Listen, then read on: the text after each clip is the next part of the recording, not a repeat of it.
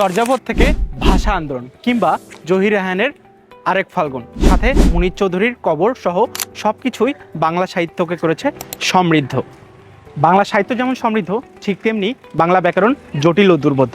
এবং এই দুর্বোধ্য বিষয়টাকে যদি আমি একটু উদাহরণ দিয়ে বলি, তাহলে দেখো 10 আনন। 10 আনন অর্থ 10 মাথা আছে যার। আমার 10টি মাথা আছে, তুমি কি আমাকে বলবা 10 আনন?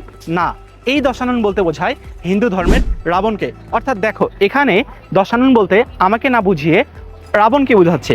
এই জিনিসটাই হচ্ছে সমাস, এবং এটাকে আমরা বলি বহুব্রীহি সমাস। অর্থাৎ বহুব্রীহি শব্দের অর্থ বহু ধান আছে যার, কিন্তু এখানে এই বহুব্রীহিটা বহু ধান আছে যারকে বোঝাচ্ছে না, অন্য একটা বোঝাচ্ছে।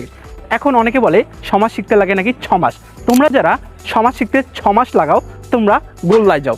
আমার প্রতিটি কথায় বাংলা ব্যাকরণ দিয়ে বিশ্লেষণ করা যাবে। এই যে তোমরা গোল্লায় যাও, যাও যে শব্দটা আছে সেটা একটা ক্রিয়া, এবং যে সমস্ত শব্দ কর, গা, যা এগুলো থেকে উৎপন্ন হয় সেগুলোকে আমরা বলি মিশ্র ক্রিয়া। আর সমাসে না শিখে তোমাদের গোল্লায় যাওয়া আটকাতে আমি এহসানুল হক মাহিম আসছি বন্দি পাঠশালার আর্টস এবং কমার্সের পাওয়ার প্লে প্রোগ্রামে, যেখানে বাংলার সকল দুর্বোধ্য বিষয় তোমাদেরকে সহজভাবে বুঝিয়ে দিব।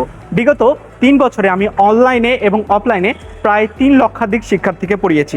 এই অভিজ্ঞতাকে কাজে লাগিয়ে তোমাদের অ্যাডমিশন এবং একাডেমিকের বাংলার প্রস্তুতি যাতে 100তে 100 হয়, সেজন্য আমি আসছি তোমাদের পড়াতে বন্দি পাঠশালায়। দেখা হবে ক্লাসে। আল্লাহ হাফেজ।